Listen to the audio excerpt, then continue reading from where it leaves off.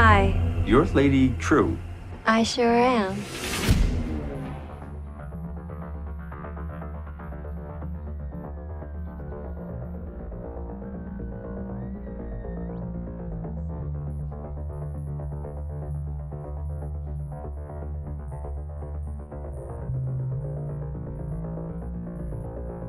What was your experience with Watchmen? Like, did you read the book before you got the parts? No, I was not familiar with the graphic novel at all. Me neither. When I first sat down with Damon Lindelof, he explained the entire graphic novel to me, which took a while and it was a lot to absorb. But I mean, it's really interesting. And then he gave me a copy on my way out, and I read that and I thought, this is very heavy stuff and very mature. I don't know what age group people were when, I don't know, how old were you when you first read it? I was 12. I should not have been reading it at 12. Well, our show is definitely for adults, but I'm sure a couple of 12 and 13-year-old viewers might sneak in there. I did not read The Watchmen. When I got the part, I made an attempt, but I didn't quite understand. My mind couldn't grasp it. What I have to do with comic strips and comics is we go back to the originals.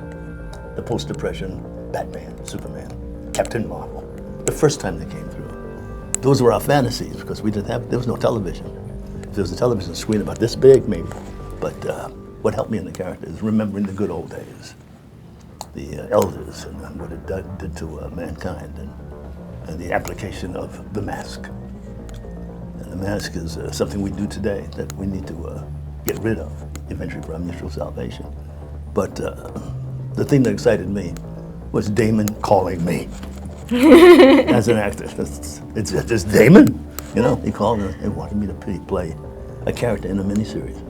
And after over 60 years of being professional, to get the call from HBO to begin with, it's very grateful.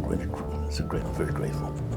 What's interesting about these two characters is that you're tied to kind of the larger political realities or unrealities of the Watchmen world. Like, how does this feel for you as actors to kind of try and bridge these fantasy events that you're portraying with the real world events that some of this is rooted in? Our show deals with the theme of historical and generational trauma and all of the things that we carry with us. Mm-hmm. I love that our characters have a very large span in terms of like age. My character has a young child on the show, mm-hmm. and of course we have have another niece, young child here. Yes, you got that right. That'll never go away. But it's fantasy. It's revisiting that thing. The biggest thing that I remember in playing those characters, except mine and hers, is the wearing of masks. The theme of wearing masks is something we all do today. We have to be on somebody's side, and nobody has to know everything about us, and we all wear masks even when we don't. So when you take the masks off, there is masks. Today, there's more masks than in real faces these days. So Damon is quite brilliant in projecting our society. I believe that he believes the same thing, that we won't be better until we all drop the masks and take care of one another naturally. But to go back to your original question, I think the show does ask what if this happened, and I don't know. I mean, I think sometimes the more things change, the more things stay the same, which is very true to life. And what I appreciated about reading the scripts was that Damon Lindelof is very comfortable with living inside of a gray area. He doesn't tell us who's good, who's bad, a hero, a villain, and leaves it up to the viewer to decide. And whether somebody is good or bad, we all inhabit both of those qualities in each of us, and the scale tips one way or the other based on each individual action that we do. It's our decision. We're all kind of the same, but our decisions on a daily basis separate us from one to the other. We get separated that way. But I love this character. I love this combination. It was very symbolic, obviously, Vietnam and the war with the West.